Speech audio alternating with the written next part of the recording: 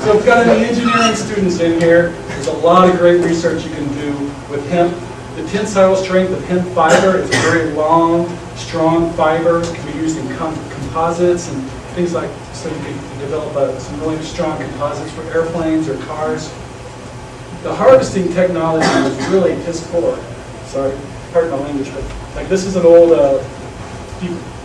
processing machine from the 1800s. This was developed in like 1919 for a hemp fiber to go through here and sort of get crunched up and separate the herd from the fiber. And the technology really hasn't advanced that much in the last 60 years because it's been illegal. Nobody's been growing it. And so this is a great opportunity for engineering students to study this plant, study the different ways that you plant it, harvest it, bred it, and process it, and come up with a new way. Maybe you can make a lot of money that way and definitely help, help society while you're at it. Of course, you got music, theater, screen studies. Everybody knows, cannabis is good for inspiration. You got, people like Willie Nelson and Bob Marley. And you have good shows on TV like Weeds that, although it definitely makes you not want to be a dealer by watching how dangerous it is. And you got Tally on South Park, so it's, a lot of times the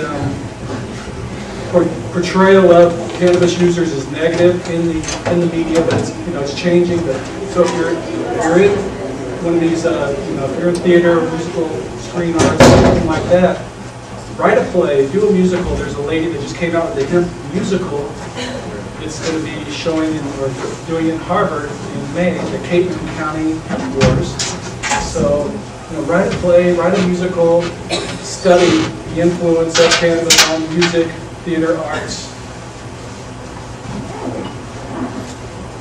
And if you're in chemistry, plant sciences, you can study the cannabinoids, research all the different cannabinoids, identify them, see what they do, try to come up with different medicines or pharmaceuticals, maybe not pharmaceuticals, but drugs. Yeah, Northeastern, sorry to interrupt you, kind of alluding to this anyway, Northeastern actually has their entire Center for Drug Discovery is researching the endocannabinoid system and creating molecules that fit the receptor site. So they're not researching cannabis per se, but they're researching the system, the receptors that they bind to. And they actually just recently came out, patented a new molecule for pain tolerance. So this has been going on for 10 years. You have a professional research institution like that, while the school tells everybody else that pot's evil and bad for you. Right. They're making all these synthetic things. Yeah.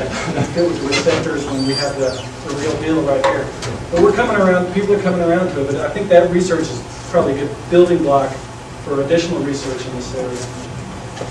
Study the, this is a cross-section of a hemp stem, and all the different types of fiber within that. Get an electron microscope. If you guys have an electron microscope or something, do a class study and zoom in on a stalk. And you probably can't do it on a flower artificially, but a stalk or a seed, hemp seed, is a very cool looking structure. So study that, or well, you can't really study trichomes per se.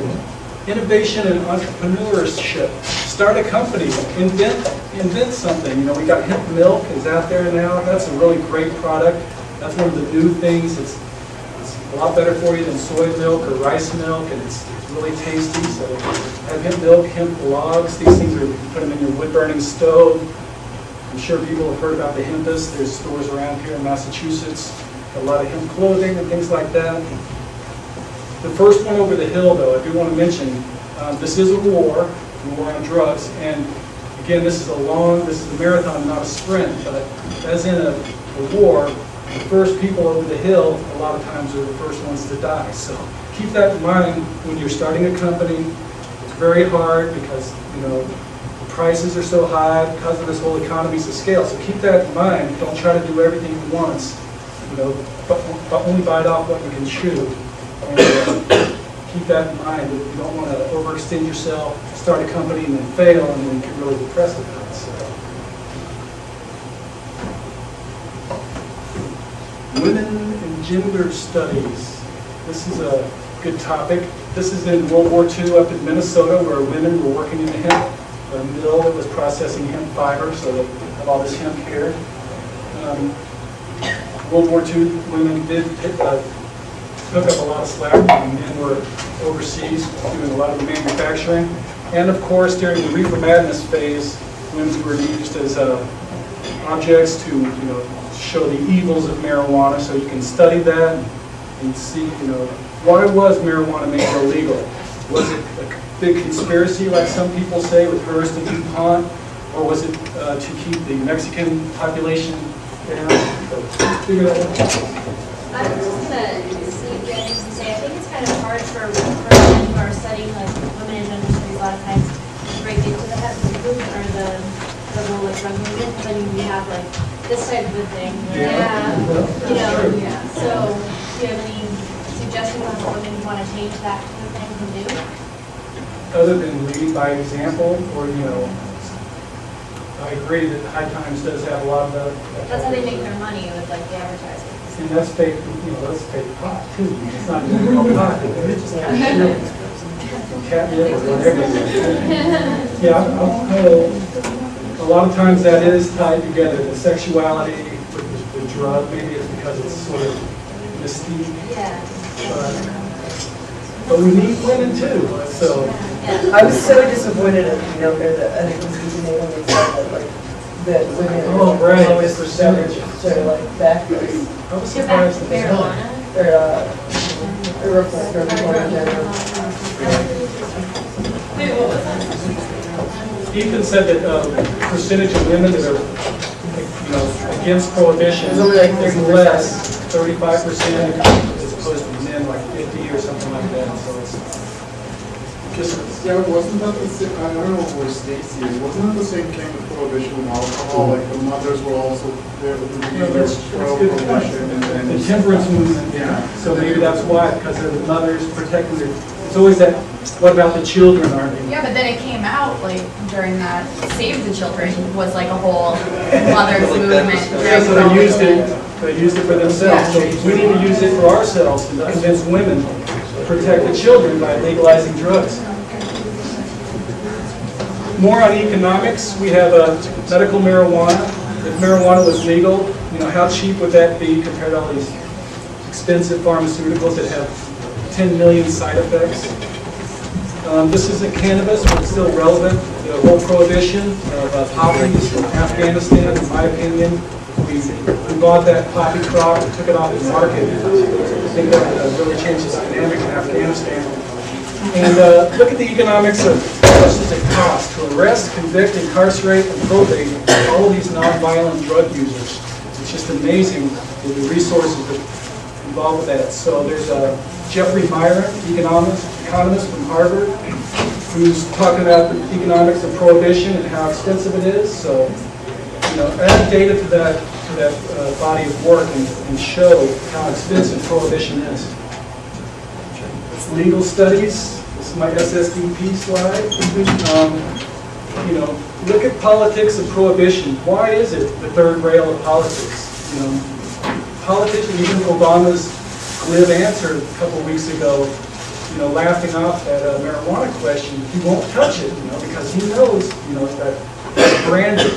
So, and the reason it is, it's the prohibition stupid.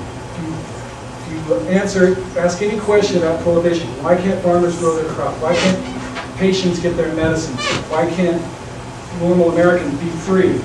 It's the prohibition, stupid. So we need to work against that. Prohibition is the key. And one thing you could do is prove that prohibition is unconstitutional. For some reason, the courts keep upholding this stupid law and keep, enforcing it. It's got to be unconstitutional. We need to prove that. So do that. Join a group. We're already here, so we're in SSDP. We want to step ahead. OHIMP is a really good lobby. History, we have ancient history, we have current history.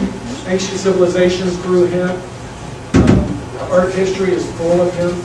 Like they have a lot of different prints, and we'll have useful plants. And so it's cotton, flax, and cannabis. This is from 1900, before it was illegal. And cannabis hemp is a very useful plant. We have the American history. Of course, hemp was used on all the sailing ships, the rigging, the sails. And this is in Charlestown, just a few miles from here. This is a rope walk. This is a 1/4 mile long stone building where they used to make hemp, and it's empty and it's boarded up. You can still walk around it. It's very, very cool. And this is where they did all the hemp rope for the Constitution and a lot of other warships. So you can still walk around there and study American history. You can go to hempology.org, which is my website. It has a lot of hemp history on it. This is from the Civil War. It's agriculture, manufacturers, and fine arts. And that says hemp for traders, north or south. So this was during Civil War. But I like how they consider hanging people fine arts. So it studied, hemp did have a role in the Civil War, and as we were talking about, it had a role in the World War II. This is all the hemp seed from, they grew like 300,000 acres of hemp in 1943. And this is all the seed that they had, and they shipped it out to farmers all over the Midwest.